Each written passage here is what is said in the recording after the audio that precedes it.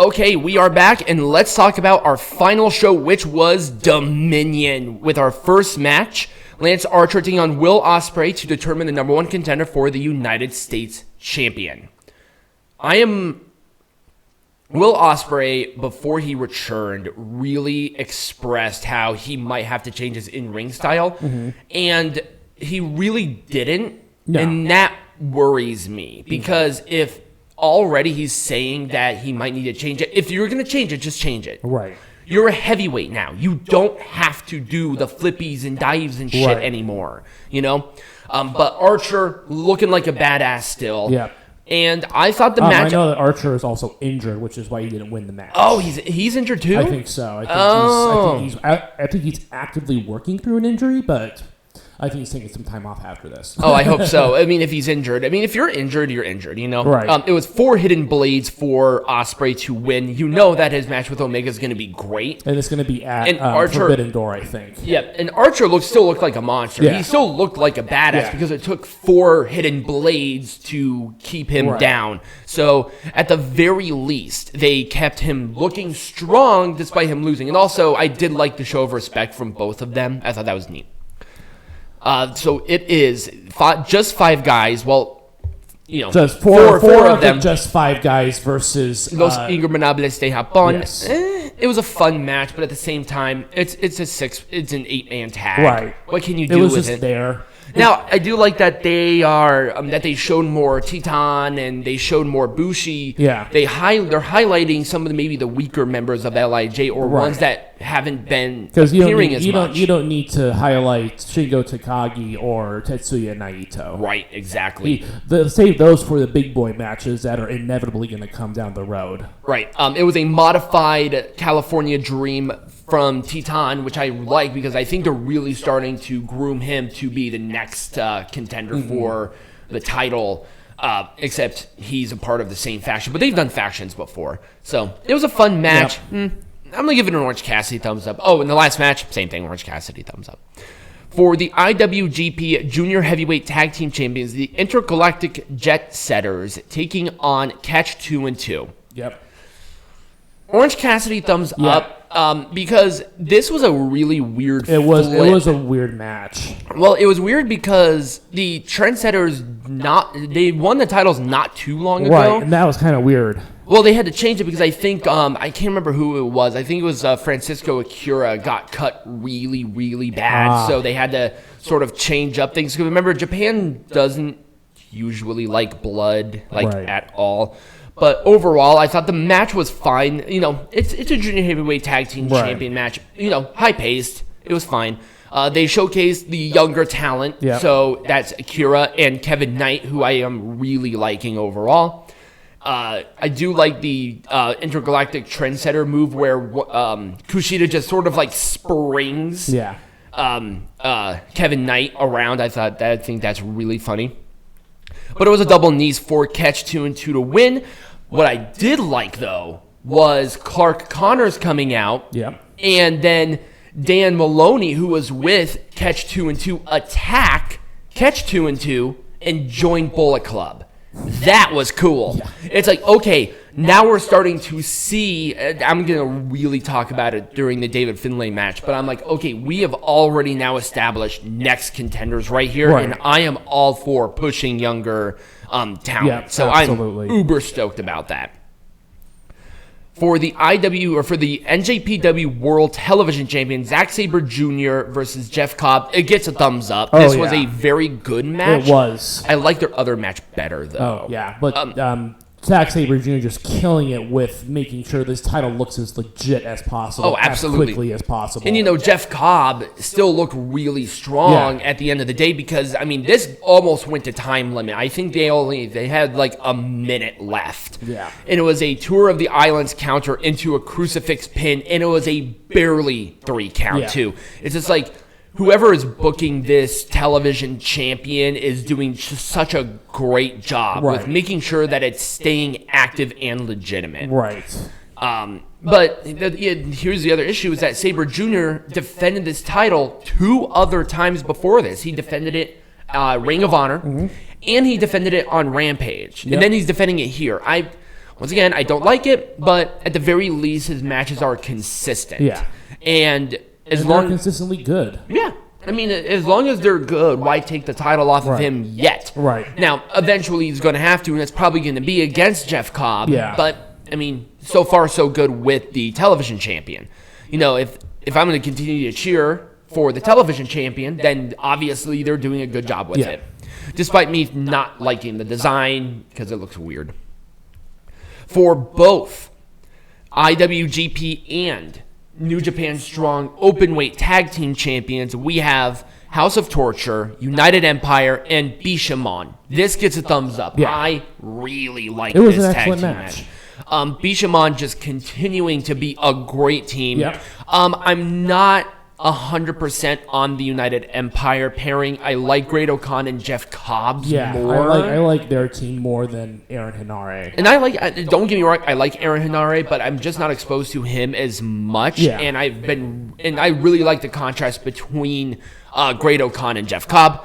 And the House of Torture are getting a lot better with everything that they're doing. It's not as much. Yeah. And they're working smart here. So at the very least, they sort of tone down the interferences and stuff. Yeah. And I just thought this was a great match. I think this is kind of where House of Torture needs to be. I think Evil should still stay in main event, personally. But he's been out of main event for so long that I don't even remember him being in the main event scene. I know, and I think that's an issue. I think we should keep with Dick Togo, Yujiro Takahashi's show. I think they should stay within the tag division, and then Evil. I don't think there's another heavyweight that is part of House of Torture. I don't remember. I think that's probably why Evil is in this match. Yeah. But I feel like if they really wanted to do this, I would have pulled the trigger on putting the titles on the House of Torture if they're really going to promote them. But I think Bishamon right now is the safest bet. Yeah, it is. And because you know that they're not going to be going anywhere anytime soon. Yeah. I mean, I don't think any of these guys are, but still, I think Bishamon are. Anyways, they're doing great. But anyway, it was Shoto for obviously them to win, and Yujiro was the one who ate the pin. Okay, now, I totally forgot. So on the previous match, I'm sorry, I have to go back. We had some debuts. I'm not sure if you remember the debuts here. So it was the Bullet Club War Dogs, which is Alex Colon and Gabriel Kidd attack Bishamon and joining Bullet Club. Yeah, there are a lot of Bullet Club joins this time around. Yep, and I wanted to talk about it with this match because I think this is a real showcase on them reviving Bullet Club. Yeah. This is exactly what Bullet Club needed right now. So, David Finlay versus El Phantasmo for the Never Openweight Champion. Storyline, the aggression. I think and this was the strongest storyline going into Dominion as well. And they played on this so great. I mean, I don't know how it took them this long to figure it out, but my God, they are booking David Finlay perfectly right now. He looks like a badass. Yeah. He looks like a leader, and his entire motivation is to get Bullet Club back to prominence. And him with a dominant victory over El Phantasmo just puts the icing on the cake towards that motivation. Right. And seeing all of this new Bullet Club together, it feels fresh. Yeah, it does. It feels new. And all of them have the same aggression. Yeah. And I think that's what's important right now. And I'm like, they just expanded Bullet Club for another 10 years with this. Right. All new people and new motivations, and it's just great. But yes, it was the brainbuster on the knee after a powerbomb, just like Tamatonga, for David Finlay to retain. El Phantasmo did not look weak in defeat because he really put on a good showing here. But right now, it's David Finlay's time. Yeah. By the way, I'm not sure if anybody else realized this, but it was very apparent here. Why does El Phantasmo look like Logan Paul? I don't know. Like, he really does. So, but they did announce, I think, at this point, of who is going to be in the G1. In the G1 climax. there were some very notable people within this. Everybody's a heavy hitter. Yep. We had Eddie Kingston. Yep. And then we have a guy from All Japan. Pro Wrestling Noah. Oh, Pro Wrestling Noah. And that one was like, whoa. I think he's actually the GHC heavyweight champion. Kaito. He's the one who got his ass kicked by Okada. And then you have all of your usual suspects, too. It's one of the strongest G1s I've seen in a while. I was hoping for someone from Impact, but you never know. But, it is what it is. Oh, yeah. Well, they did it a couple of times. Yeah. Maybe some more inclusion. I mean, you have like Toru Yano to eat all the pins, so some people with some momentum can get that. All right, anyways, moving on to the next match. For the IWGP Junior Heavyweight Champion Hiromu Takahashi and Master Wato, this match was great. It was. 2 thumbs up. Yep. Jesus. Master Wato really put his all into this match. I don't like the name, but my God, this guy is very good. Yeah. And he's a young lion. He's still new within this system. Mm-hmm. He's going to win this title at some point in time.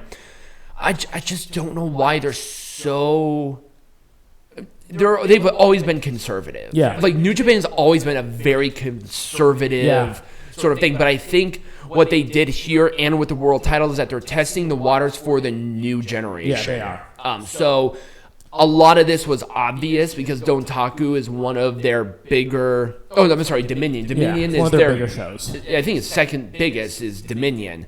So I would see a lot of this changing of the guard. I wouldn't be surprised if they waited until Wrestle Kingdom to do it. But never know. It was time bomb 2 for Hiromu to win. There were a couple of big moves that were really big kickouts, and Hiromu really put over Master Wato well. This is just how you do this, where nobody looks weak, everybody looks great, and you don't lose that prestige. Yep. So, let's talk about this. There's a lot of working parts. Chaos. Kazuchika Okada, Tomohiro Ishii, and Hiroshi Tanahashi defending the never openweight 6-man tag team champions against Jon Moxley, Claudio Castagnoli, and Shota Umino. It's kind of weird. What? Just the makeup of the teams involved in this match. Well, I think the commentary really explained it well that Shota is with Blackpool Combat Club because of the association with Jon Moxley. Yep. And Claudio Castagnoli, this was the first time that he's been in Japan since he was wrestling with Kings of Pro Wrestling with Chris Hero. Right. So it's been a long time since Claudio wrestled in Japan. I kind of wish I saw more of the Kazuchika Okada being a brat thing that I really liked about the team before, but I think they are really sort of doing that. It was a good match. It was a 1 thumb up, good match. And then putting the never openweight 6-man tag team champions on this pedestal is good. Yeah, it is. Because it needed it. Yes, it did. But, I mean, there are some heavy hitters. There are some main eventers within this match and people that they really, really like. That's probably why it's on the card where it was at, because of the people who were involved in this match. Right. But it was a Rainmaker for the win. But after it, we have Bryan Danielson challenging Kazuchika Okada to a match for Forbidden Door. Yep. And Okada accepted. Jesus, that's going to be an awesome match. Yeah. I am really excited about that. Now, maybe it probably would have been a better fit at, Wrestle Kingdom, but that's just me. It's whatever. It's fine. Forbidden Door, it's still going to be a great show. Yeah. I really like Forbidden Door. So, main event time. This was the ultimate test. Sanada versus Yota Tsuji for the IWGP World Heavyweight Champion. I have not seen a Tsuji match before this. No, neither have I. I want to see more. Yes. This guy, number one, he is really tall. Yep. And also, he is deceivingly very fast. Yeah. And geez, he was doing moonsaults and flying over the ropes. I'm like, whoa. I have no idea where this was coming from.